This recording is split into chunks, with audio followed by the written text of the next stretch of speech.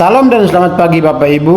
Pembacaan Alkitab kita pada hari ini telah sampai di Kejadian pasalnya yang ke-12.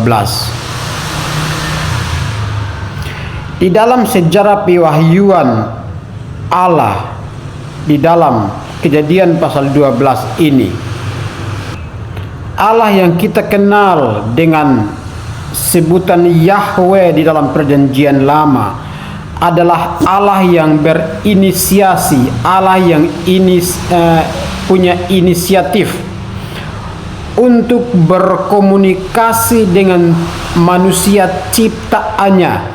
Jadi sesudah Allah menciptakan manusia, alam semesta termasuk manusia ya, di antaranya saya dan Bapak Ibu, maka Allah tidak berdiam diri nun jauh di sana. Kemudian dia diam-diam. Tetapi Allah yang kita kenal di dalam sejarah pewahyuan di dalam Alkitab adalah Allah yang punya inisiatif untuk berkomunikasi dengan manusia. Itulah sebabnya di ayat 1 dari Kejadian pasal 12 dikatakan, berfirmanlah Tuhan tetragramaton kepada Abram. Jadi sesudah Allah menciptakan dunia ini termasuk manusia, dia tidak hanya berdiam diri nun jauh di sana, tetapi dia adalah Allah yang punya inisiatif untuk melakukan komunikasi dengan manusia, termasuk saya dan Bapak Ibu. Jadi lewat perenungan firman Tuhan pada pagi hari ini, Tuhan datang dan menyapa saya dan Bapak Ibu.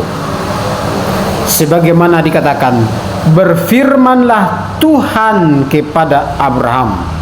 Demikian juga berbicaralah Tuhan kepada saya dan Bapak Ibu.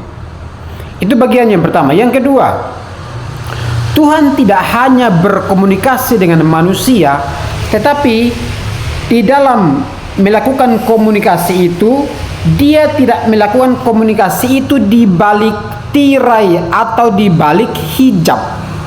Tetapi dikatakan di ayat yang ke-7 bahwa dia menampakkan diri berbicara secara langsung kepada Abram. Jadi Tuhan pada waktu itu, pada masa Abraham, adalah Tuhan yang mengambil rupa sebagai manusia. Kalau kita baca di dalam ayat-ayat Perjanjian Lama yang lain, dia mengambil rupa sebagai manusia, menampakkan diri kepada Abram dan berbicara, berkomunikasi dengan Abram.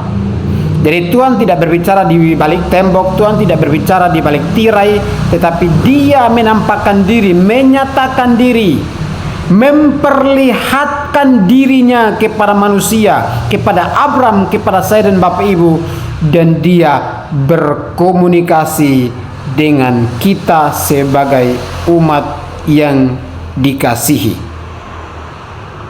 Bapak Ibu, dibanding dengan dewa-dewa yang lain, maka saya percaya bahwa tidak ada satu dewa pun yang bisa berbicara kepada setiap orang yang mempercayai dewa itu.